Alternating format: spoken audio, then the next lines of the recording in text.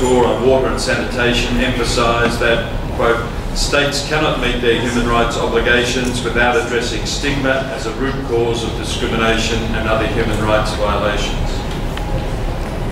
The aim of this parallel event is to bring together different stakeholders to address water and sanitation issues with the view to identify strategies for preventing stigmatisation that affects the most vulnerable and marginalised groups. So we have a panel of 3 speakers to address you on this topic. On my right, Peter Prove is Executive Director of the Evangelical Advocacy Alliance here in Geneva and is the former Assistant to the General Secretary for International Affairs and Human Rights in the Lutheran World Federation. A lawyer by profession, he has had extensive experience of engagement with UN human rights and economic policy forums. He served as President of the Special Committee of NGOs on Human Rights from 2000 to 2008 and was a founding member of the International Dalit Solidarity Network and of the International NGO Committee on Human Rights in Trade and Investment. Micah Gorsborg, on my left, is coordinator of the Ecumenical Water Network at the World Council of Churches. That's an international network of churches and Christian organisations which strives to promote the preservation, responsible management and the equitable distribution of water for all, based on the understanding that water is a gift of God and a fundamental human right. Previously, Michael worked for Franciscains International and read for the World Germany on the right to water and advocacy. And thirdly, on my far left, Attilio Galimberti is a member of the secular Franciscan order in Italy. He has served on the board of Franciscains International for a number of years and is currently a member of the Inter-Franciscan Commission on Justice and Peace. He has a particular interest in this issue and was very active in the successful campaign of opposing the proposed privatisation of water in Italy. So we will listen to each of our speakers in turn and then we'll take any questions. So I now invite Peter Prove to speak to us. Peter, you have the floor. Thank you very much. Thank you very much, Brian. I'm grateful for convening this discussion and giving us an opportunity to reflect on it. I represent the Ecumenical Advocacy Alliance, which is a global network of churches and related organisations collaborating in advocacy on a certain number of defined, agreed issues. And I'm very, very pleased that Franciscains International is one of those valued members in that global network. The issues that we're currently focusing our work on are on HIV and AIDS and on food security. And one of the things that I think the experience of all of our members indicates is that stigma and discrimination are really a key issue in addressing the nuts and bolts of HIV and AIDS and access to health services, and in addressing sustainable food security for communities. I've been also, I think, very inspired by the work of some of the groups that work particularly closely with communities who live in extreme poverty. Not from an academic point of view, but from a practical point of view of engaging with those people and communities themselves who live that experience, not speaking on their behalf. Activities which seek to empower the communities and the people themselves. And I like the philosophy that they express, and I think which is shared by many of us in the faith-based sector working in this field. And that is to the effect, essentially, that extreme poverty is not only, or not even necessarily primarily, a matter of lack of income or lack of economic resources. It is a function of systemic discrimination and stigmatization. Poor people, or people living in extreme poverty, in many cases, remain poor because they are stigmatized by poverty. And the poverty that attaches to their identity is passed on from generation to generation. And this is a point that I think is picked up in the report that is, I think, an inspiration for this gathering here today. So it's not just a function of economic disenfranchisement, it is a function of discrimination based upon the status of people and communities living in poverty. Now, I also have some experience relating to this sort of concern from my work with and on behalf of Dalit communities. As was mentioned, I was a founding member of the International Dalit Solidarity Network, a constituency that was just meeting in this room before us.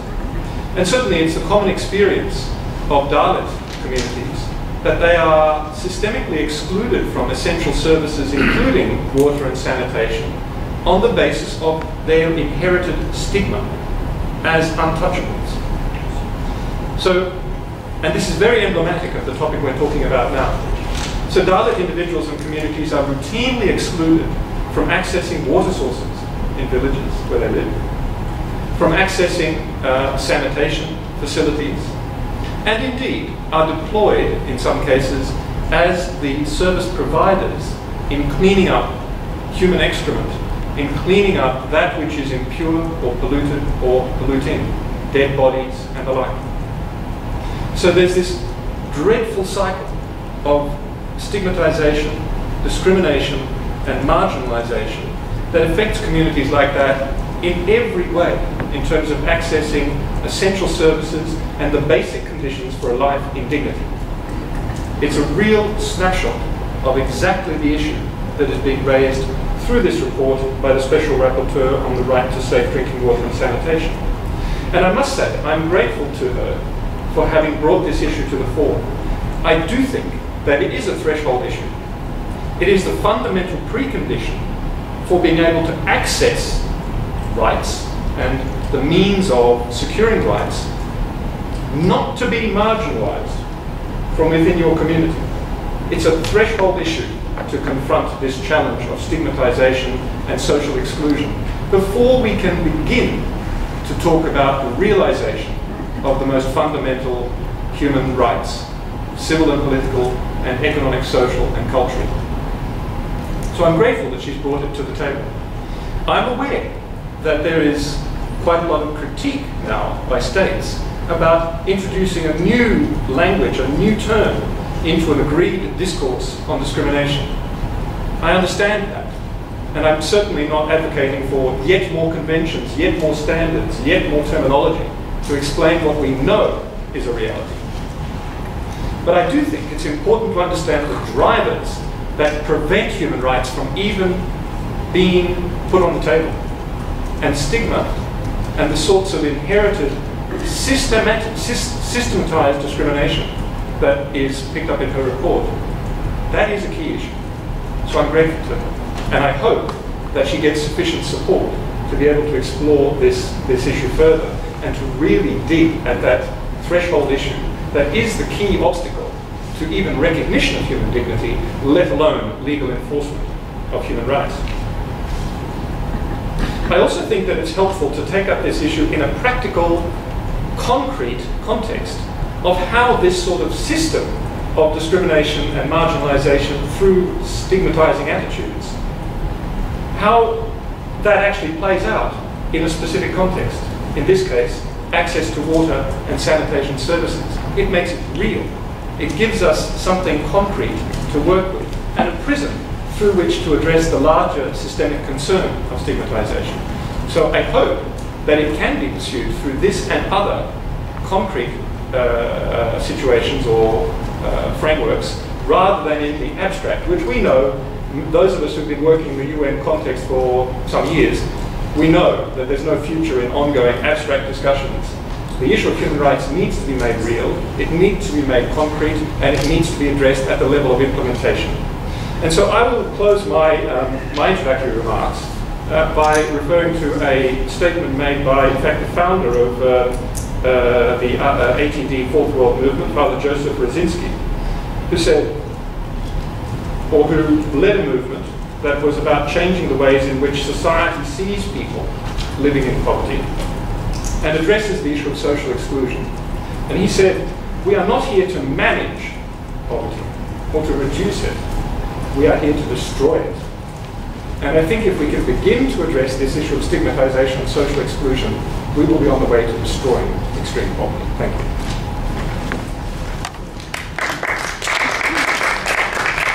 Franciscains International very much for giving me the opportunity to contribute to this panel.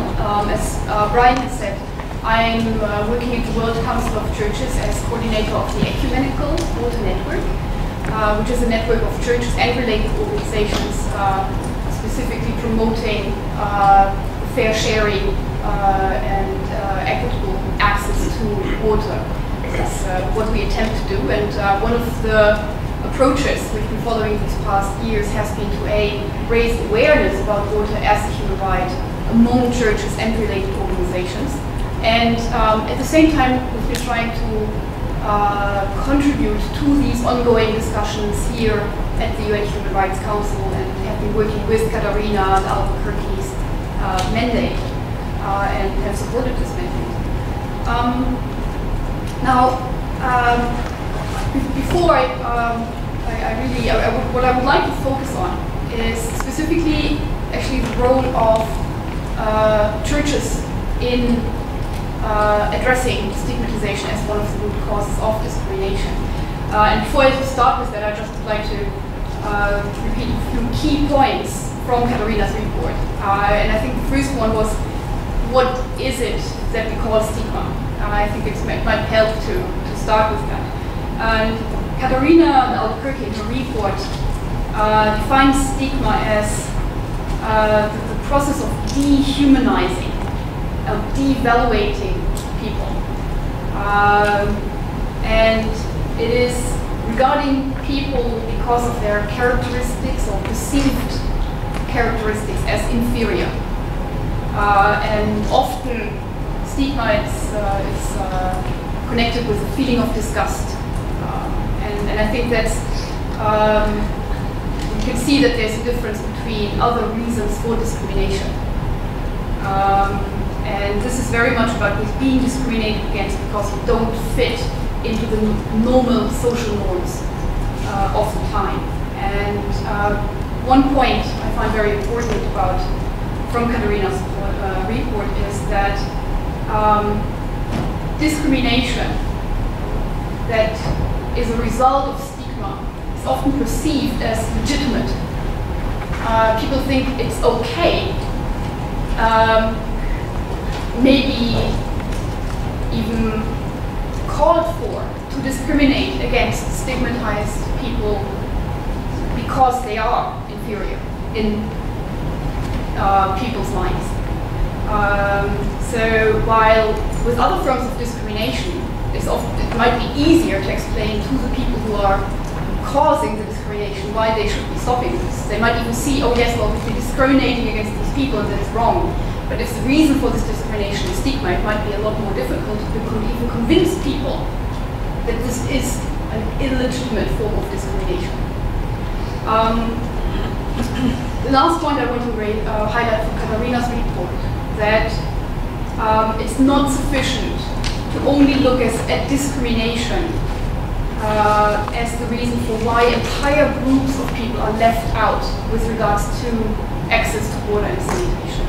And you need to, as Brian has pointed out, look at stigmatization as one of the root causes for discrimination to successfully be able to address discrimination. So, having said that, coming to the role of churches, also part related to that, the role of the ecumenical movement we're trying to take on.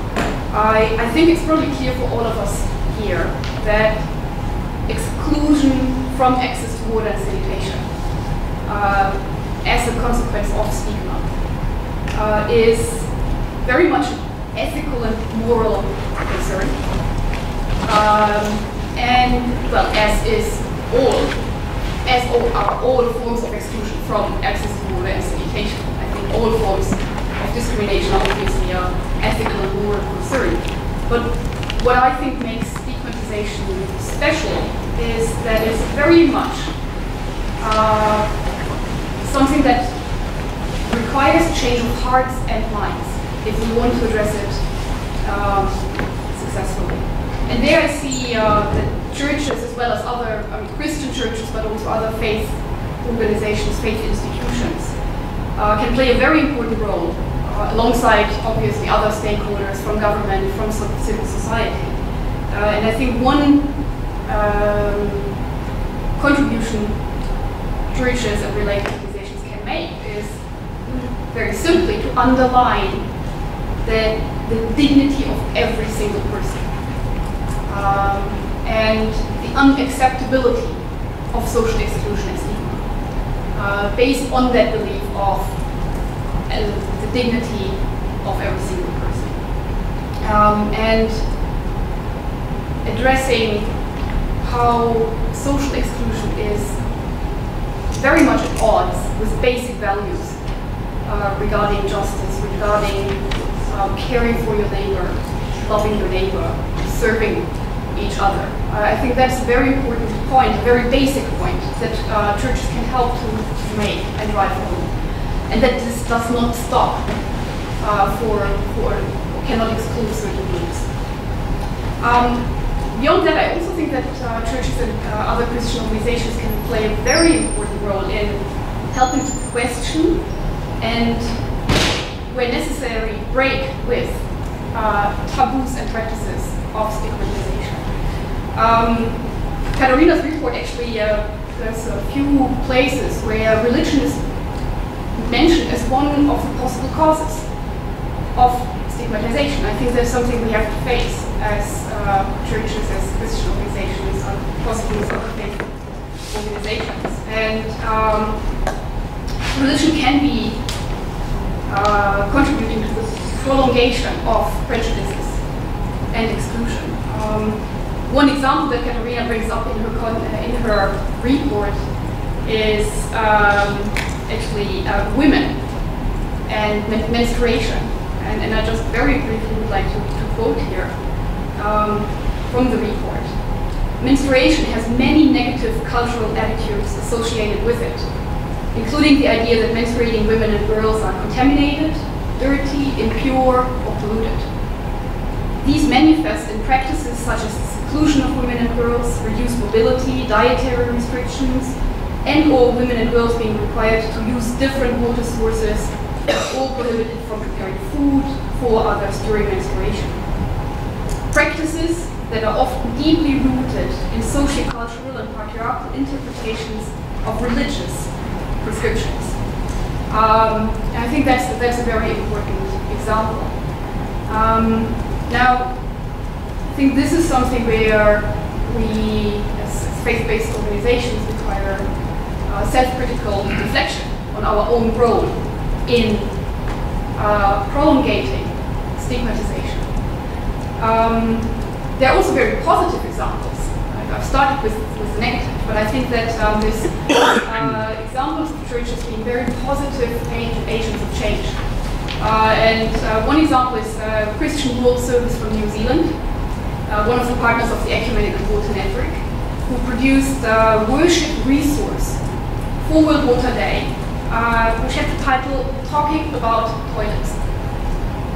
So we're talking about liturgical materials to be used at church, to be used in church during worship and prayer, specifically talking about toilets and sanitation. And I think that's a very positive example of churches trying to break with some of the taboos that we have around water and sanitation. I also would like to underline the point that Peter made, that obviously stigmatization is about much more than water and sanitation. So it means addressing much broader issues, such as general discrimination against certain groups.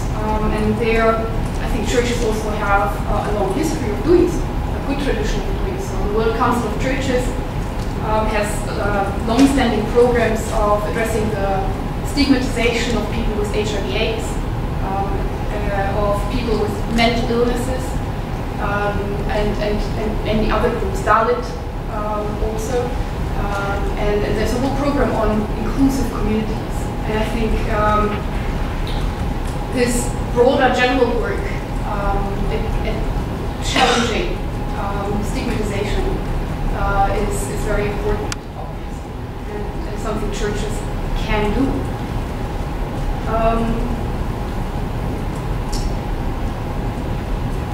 And the way that can be done by churches, I think it's promoting the self-critical reflection about our own role. I think churches can also be a source of knowledge and information, to challenge prejudices, to counter inaccurate information and ignorance as causes of prejudices that lead to stigmatization. I think there's also specific tools that churches have at hand, for example, contextual Bible study. If I may bring one example, there's the story about Jesus meeting the Samaritan woman at the well. It's a very powerful one to talk about stigmatization and discrimination, because this woman is at that well in the middle of the day, in the heat on her own, because as a Samaritan woman she's not supposed to join the others. She's very much marginalized, and stigmatized and excluded. Actually, it also has to do with her sex life, and nobody else wants to have anything to do with her. And that's why she's in there in the middle of the day on her own. And Jesus approaches her and talks to her, which is something basically unheard of. And his disciples are like scandalized. How can he do that? And I think that is something, looking at these kind of stories and reflecting on them, and contextualizing them to today's issues of discrimination, stigmatization, is something that is a special tool. The full reflection and self-reflection that churches can use.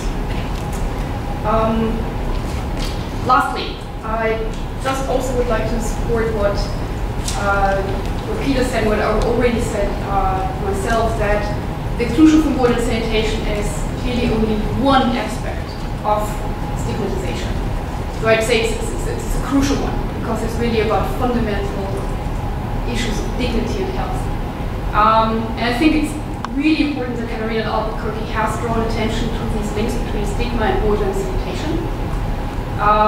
And if we, and this we, I mean actually civil society, including faith-based organizations, but also government stakeholders, so if we who are trying to address today's challenges with regards to water and sanitation are not aware of the important role of stigma, I don't think we can be successful in what we do.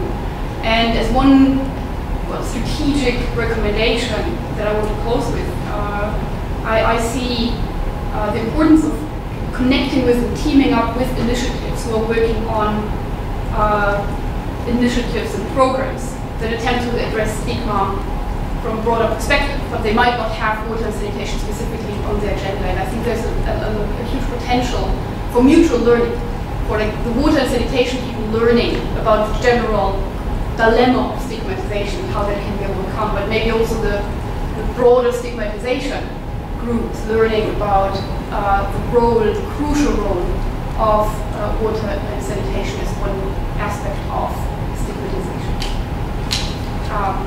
Thank you very much. Thanks to the two panelists. Sorry, I don't remember. To have introduced and spoken about the general concept that is behind this event.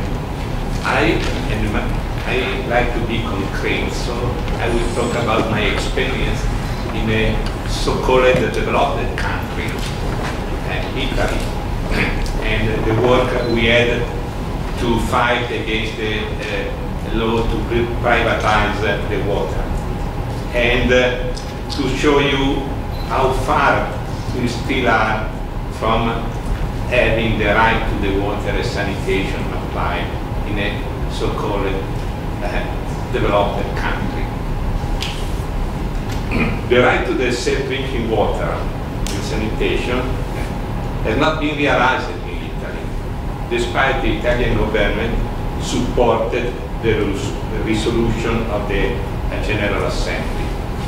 Currently in Italy, the right to water and sanitation is not included in the human and social rights reported on the Constitution. So this is something that we are still far from. And it's not recognized in any specific national law. And the access to the water is contingent or submitted to the payment of a water rate. which was introduced as a necessary compensation to cover the cost for the water supply and service and to ensure a good quality of drinking water. Failure to pay the water company leads to the termination of the contract and, in the past, to the water supply. Now something is changing, and the magistrate decided that the company cannot cut off the supply of water. But they put, in case people is not paying, to put a restriction on the water meter so that can be delivered maximum 50 liters per day. That is the minimum considered suitable for a standard of life, a decent standard or condition of life. But there are still some groups that they have no access to the drinking water and to the basic level of sanitation. And they wanted to not sign any contract. But there are also some nomadic communities, Rom, Gypsies, to which the municipalities in some cases do not guarantee access to safe water in the camping area where they are concentrated. Some families of immigrants that squatting houses and they have no water.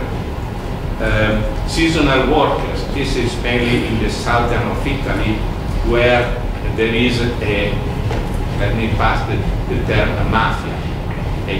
It's not mafia, but it's clear the concept that use this person and put in a situation that are not human to keep the cost or the price for collecting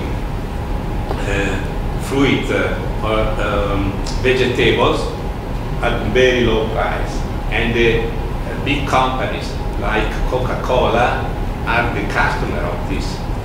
And they are forcing people to act this way, despite they claim that it's not the truth. And then this is something that surprised me when I learned, and I believe it will surprise you. Cities that pays for their water, but because of the poor water management delivery, do not receive the water, or receive the water only a few hours a day or few hours a week. And there are some cities, some towns in the south of Italy where the water is delivered 3-4 hours per week. And this means that almost 8 million of persons have no access to the water. The reason are, if you are interested to know the reason, I can explain later. But there are other factors that are affecting the problem with the water. The climate changes that are leading to difficult situation, shortage of water. Dams along the rivers that prevent the river or the flow to arrive at the final destination, and the pollution of the water table. Again, discrimination. Before we spoke about discrimination, people discriminated. In some of our municipalities run by a populist party called Lega, and that they are against the immigration and they are against everybody that is not pure like them. They do not deliver on purpose the water to the camps of their own because they won't kick them off. In some municipalities, that what does mean this lack of safe water, that the standard of living are very low, with problem of health of these people, impossibility to keep a continuous job because disease prevent them to go working. And so that keep the circle closed, and people that is poor is becoming more poor and more put aside from the group, like they live in a ghetto. And this is also creating a lot of social tensions. But both the government and the NGOs are working to try to improve this situation. In 2007, the Italian Committee for the World Water Contract launched a proposal to create so-called water houses. What they are in public places like a park or squares, to create a supply of water supply that can be taken at no charge. And all the costs for this, for keeping the water houses are charged to the community. And people can get normal water, natural or sparkling.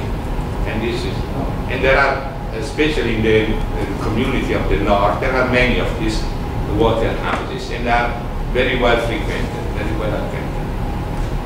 Then, from 2006, and this was something that involved a lot of the civil society, started a mobilization against the process to privatize the water and to keep the management of the water public.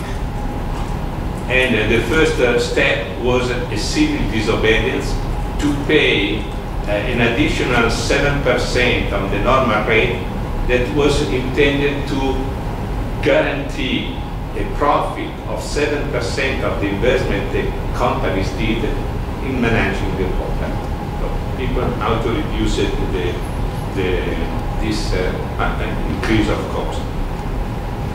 And some of the NGOs like Emergency, where there is the presence of illegal immigrants, of seasonal workers that are not receiving any support from the community, organized mobile clinic, visiting them, supporting them, and taking care of their health.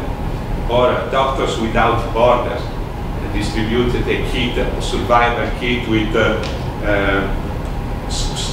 soap, toothbrush, and also a bottle of water. Again, and this is some of the 144 major in the north of Italy started an action supported by the NGOs against the privatization of the water.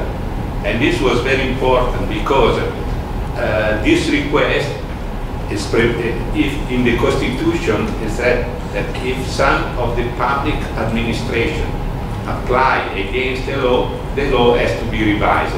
So thanks to this support and thanks to the mobilization of a lot of people, more than 1 million, we started with referendum that blocked the law.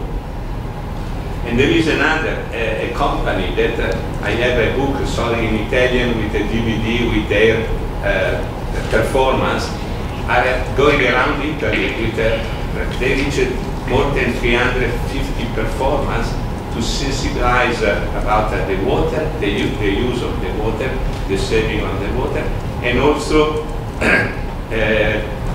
campaign against the bottled water. That is another huge business that is incredible. And they were recognized and received a silver plate by the President of the Republic, but still today they are prevented to produce their performance in Rome. This means a lot. And again, the World Water Contract with other NGO organized the University of the Common Good, and where there is a faculty on the water. And this is intended to bring the problem or the issue of the water to general level and to create knowledge, because many times we don't know anything about this problem. The government, they are planning for the next 20 years an investment planning that is estimated around 40 billions of euros, and of this, more than 40% is for the distribution of water, 20% for the sanitation, and the balance is for the filtration of the water. The government also started some campaign to renew the camp for Rome, giving them houses with all the support of water, sanitation, electrical power, and so on. And again, which kind of improvement about that and about the privatization of the water? I already said that the water is assessed by the payment of a rate. And there is a proposal. The price is agreed by consent, and then each local community can decide that it increase part of this agreed amount. Many communities decided to deliver the water at social price for the poor or for the elder. And what does it mean? Does it mean that the community will take on their responsibility the additional cost over the agreed price on the consent? In that sense, what is passing now in Italy?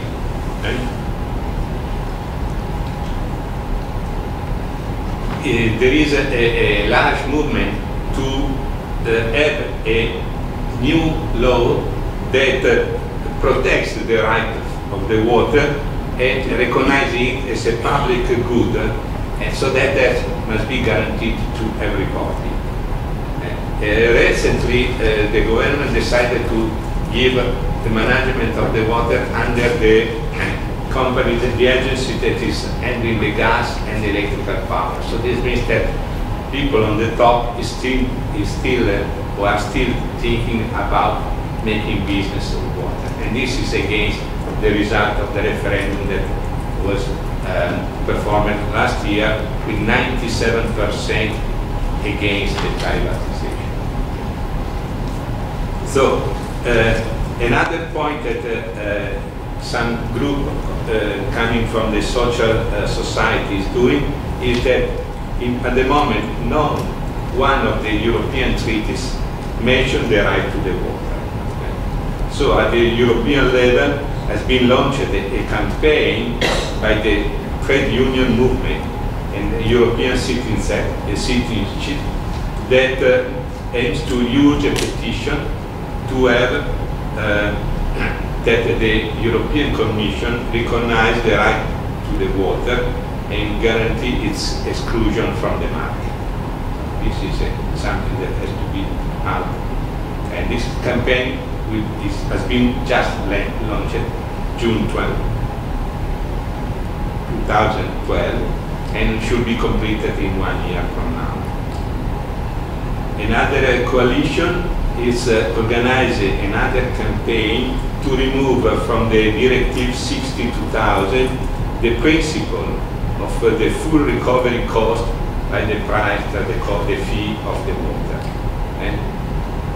And this is something that also we are working to promote and to collect the signature to present to the European community. Then if you like to go deep or know more in some of the points I touched, thank you. We eliminated the piece over and above what's currently on the table.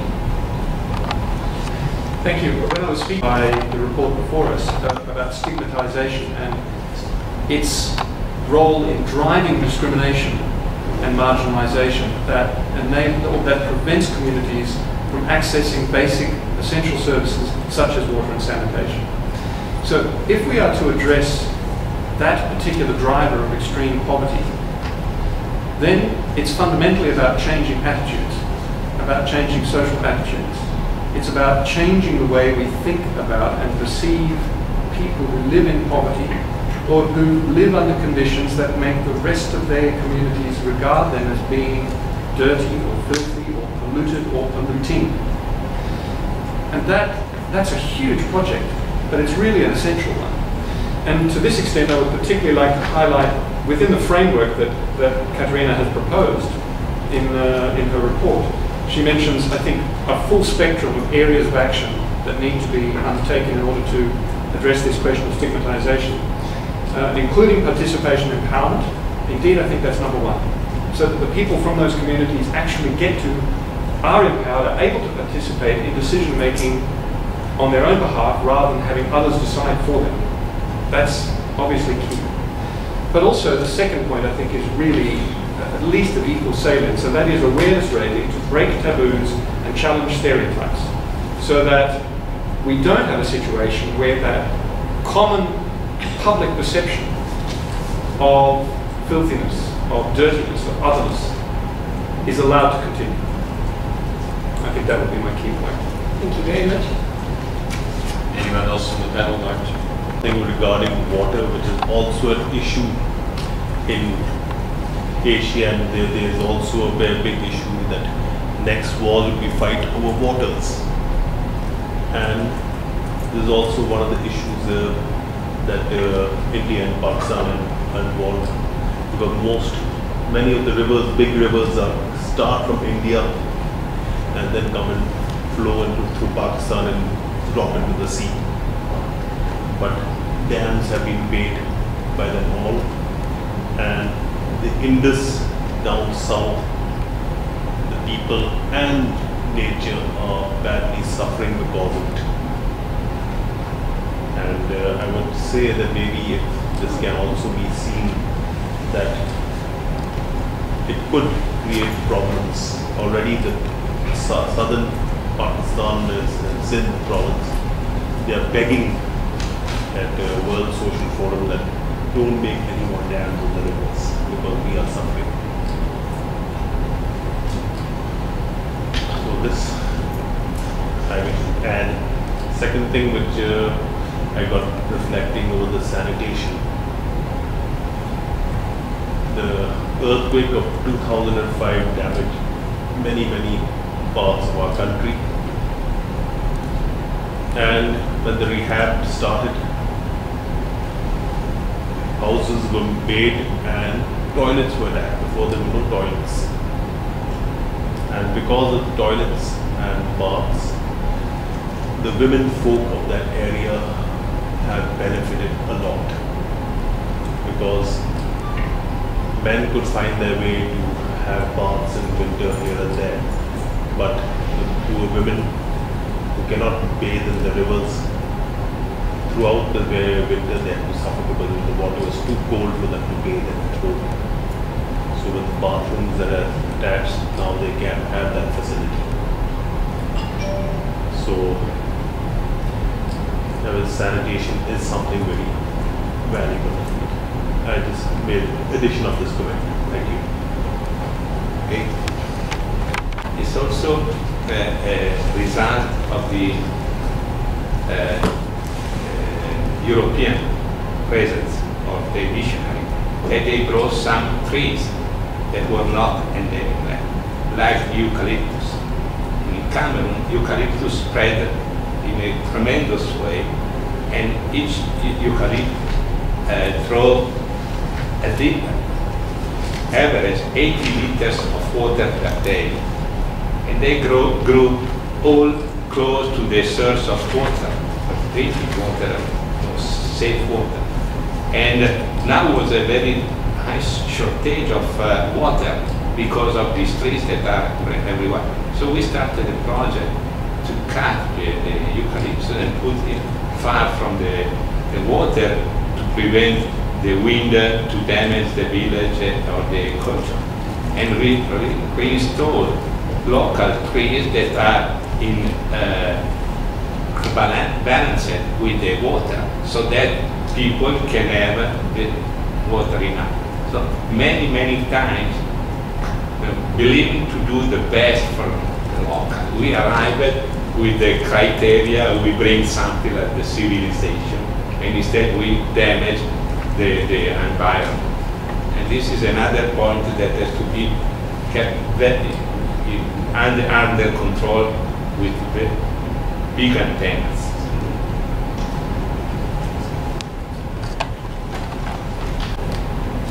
Conflict over water, which I think is a really important aspect to keep in mind.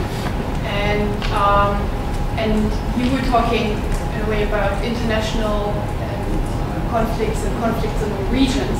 I would like to add to that we already today see many conflicts at the community level also, between groups, between sectors. And in the media we often hear about those international water wars. And I think it's a real danger that one has to keep in mind, but I think the media should also be reporting a lot more about the many local conflicts that we're seeing already today over water, which is something that communities, churches, other civil society, I think, are witnessing on a daily basis today. So this is not about the future, it's about things happening today. And if I may just very briefly try to make that connection with the topic of today, stigmatization and discrimination, I think especially in the context of increasing conflicts, increasing competition over water resources, we have to look at what social exclusion will mean in this context. Because these conflicts are not going to be happening on equal eye level. So this is not two equally strong states facing each other. In most cases, there's a power differential. And I think for us, a special challenge is the empowerment that Peter talked about of exactly groups who are economically, socially, and politically not as influential as other stakeholders who they will be competing over water with, be it companies, industry, local or transnational, or other actors. I think this and there also stigmatization can play a role as one of the factors.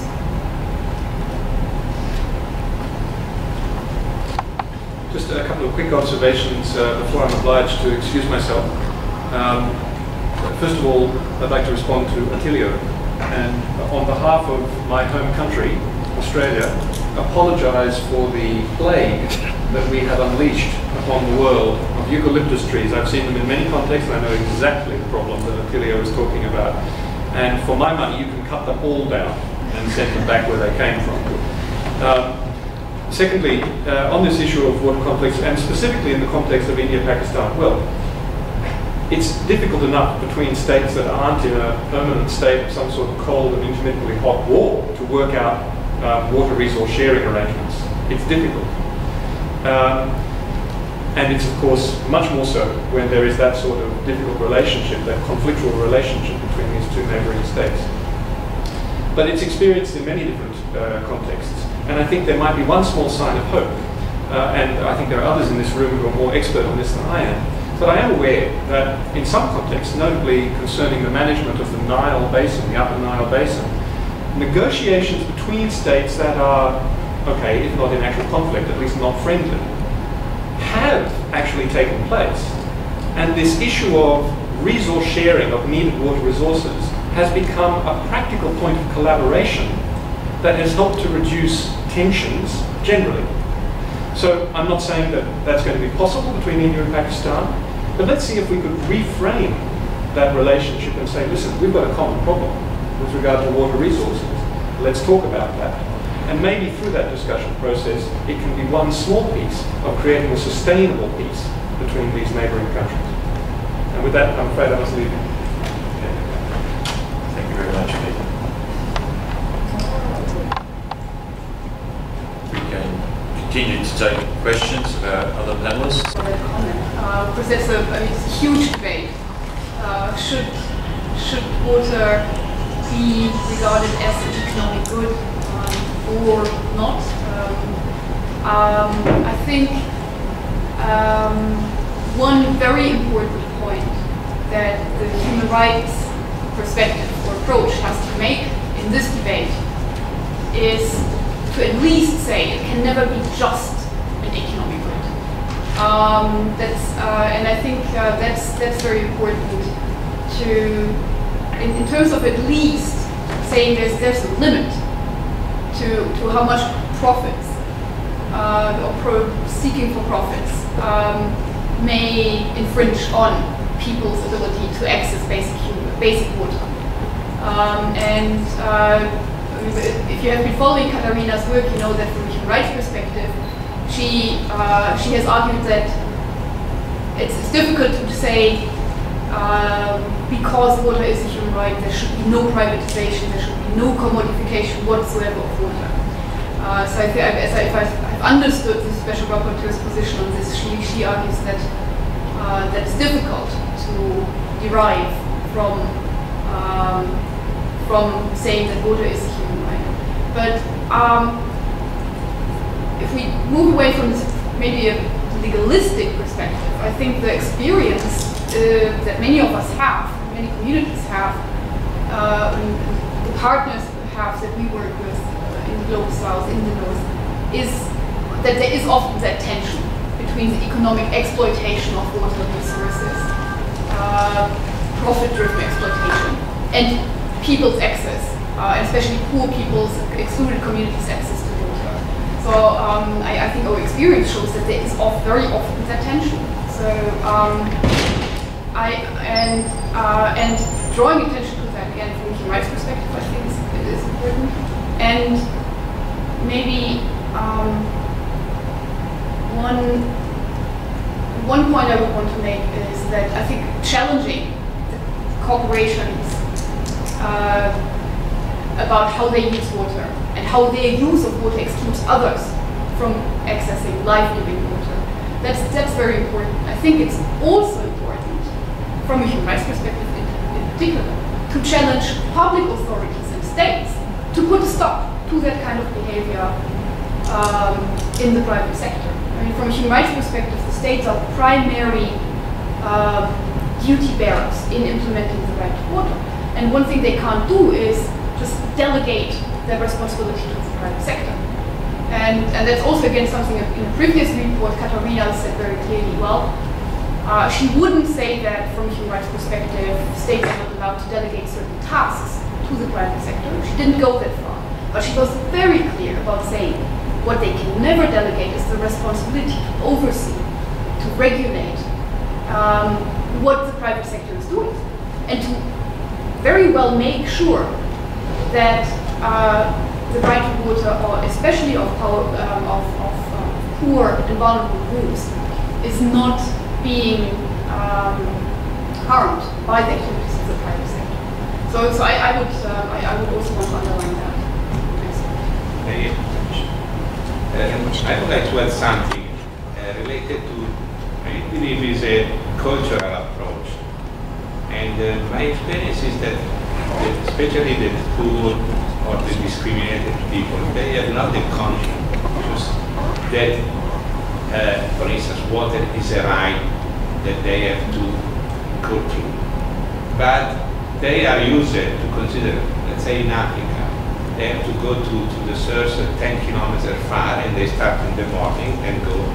And nobody go to the government and say, hey, please, try the way to bring the water closer. It's always something that is not considered the right, but they are used to do this and they follow this. And the same is in the mountain in Italy. I have this experience.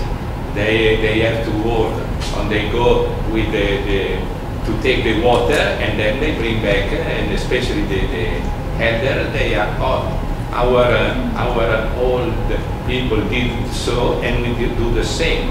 So I believe it's important introducing the educational project to keep these people aware that something is a right that is given to them. It's not a favor, but it's something that they are entitled to receive. And it's not, otherwise it's always, we are good and we bring you. No, it's not so. But this is something that we have it on our shoulders since centuries, unfortunately.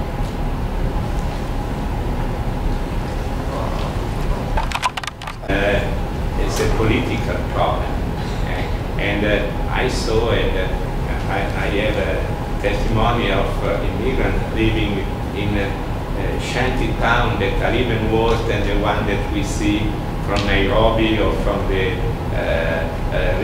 favelas of Rio, without anything, and with rats everywhere, dirty, and little boys that play inside this situation. And I mentioned the Lega, the populist party on the north, and they don't want to recognize the rights of these people. Unfortunately, they can have in some place even more than 50% of the votes. So until people is having on mind that immigrants are coming in our countries to keep the place or the job to the locals, we will never solve the problem. We have to change the mind.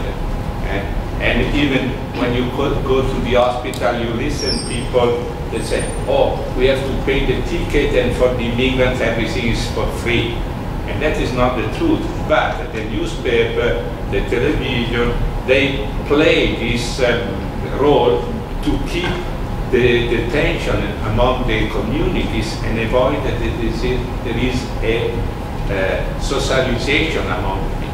I was surprised that one day, and this is the new generation are over this. I was with a friend, and I was talking with a little girl that was playing, and I said, "Oh, you are at school?" "Yes, I started the school." "And which is your best friend in the school?" And it was another girl with a red dress, and she was from Africa. And she said, "Is that girl with the red dress?" She did not say, "Is the black girl?" Because to her, that girl was the same as her, was the friend, and that so. So I believe, little by little, living together, we started to discover what the St. Francis and Franciscan, sorry if I said the universal fraternity. That is out of the culture, because culturally we are used to say, this is my place and you stay out. And this has to be changed. And the same is from the water. I have the resource of the water. You are downstream, it's your problem if you don't receive. What Peter said, we have to discuss it, find that we have the same problem. And that's it, it's very important. Okay. Minutes ago, I heard that the mission of Bangladesh said that stigma is not a priority. The most important for a country is to address the problem of resource and technical assistance. So, just to say that stigma, for me, is a very strong and powerful word, and very disturbing one for many people to speak about stigma. And I would like to ask Maike, from your point of view, how can we address this issue of stigma with this role of churches? And do you have any practice, among your communities already regarding this issue? How to address stigma? I don't want to repeat too much what's already been said, but I think the point that you just made about changing the minds of people, how people think about other groups, and moving from this us versus them towards an understanding of what we call universal fraternity. I think that's in particular something where churches have a really powerful role to play. I'm not sure how many representatives from the Global South we actually have in this room. It's always a bit of a problem, I think, with UN Human Rights Council sessions that it's a bit dominated by northern delegates. But I think as people coming from the north might not be aware, because in our own societies we have these processes of secularization. So I think we tend to maybe underestimate, coming from the north, the power of faith around the world, and I think that churches really can, preach that universal love. I mean, it sounds maybe very naive, but I think it's important to make that point and practice it. Second, very important point. I think we have to practice what we preach. Otherwise, it doesn't work. And I think what Peter said earlier is that there's communities, often churches, not only. I don't want to claim that for churches only, but there's communities, projects, initiatives of living with people who experience stigmatization. So I think this aspect that Peter highlighted of not just speaking for, but being with in the moment is very important. And I had mentioned, the more general attempts to address stigmatization. Even churches raising, for example, the situation of illegal immigrants, des sans-papiers. I agree that the media is contributing a lot to perpetuating these prejudices, the negative feelings of the majority of people, or a lot of people at least, in the north. But I also see that churches are joining forces with other stakeholders in providing the counter-narrative. I think this is a lot about narratives and stories and how we see people. And actually, even by just providing the information about, for example, immigrants, how they live in terrible circumstances. I think that's something else that I see churches doing. I don't know if that's a few examples. I think there's a lot of things that can be done by churches, both in terms of empowerment. I like the two categories that Peter highlighted from Katharina's report. Empowerment as well as awareness raising and education. And in both, I can see churches making a powerful contribution. These 6 years put a big emphasis on the migrants. And he specified also sort of the JPE group of the capitals, that these people should not be neglected, they should be protected. And my personal reflection was also that I belong to a country where people are running away from it and becoming migrants to other countries. And somehow I think the United Nations has to play a role in preventing countries like ours, that is the flow of migrants, that they have to play their role to see why are we migrating. And on the other side, whoever have migrated, they should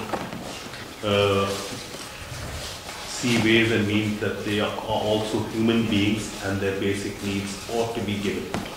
Thank you. Yeah, what is strange is that the human rights declaration, and one of the articles say that any human being is free to go to set his house, his home, where he likes, to look for the better condition of life. So this should cancel all the borders. But all the countries are against this point because they are creating borders, or they prevent people going in, and they do not care about the reason why there is this movement to the rich countries or the apparently rich countries. That at least make more power, more poor the original country, because the best people live, the more powerful. So it's a very, very difficult problem to address. And I believe that, as she said, the churches have a huge role to play, because it's the only way we can consider the other as a brother and sisters and not enemies. And instead of the moment, the normal culture is to see the other as an enemy that has to be fighted, has to be kicked off because it's creating problems. But when you start a dialogue, you understand and you appreciate the other, you understand the reason why, which is their sadness for what they left, parents, children, and then they cannot see, they stay long time without any news from home. And then people, when learn this, change the approach and start to help them, to get them, to upset them. So I believe we have a very important role to play with the dialogue and the communication. Because at the moment, there is no dialogue. At least at the official level, there is no dialogue. Apart some statement, general statement that is very easy to do. Oh, we are all the same. And go down in the street and you see the one that squatted to clean your windscreen and then upset him and ask why you are here.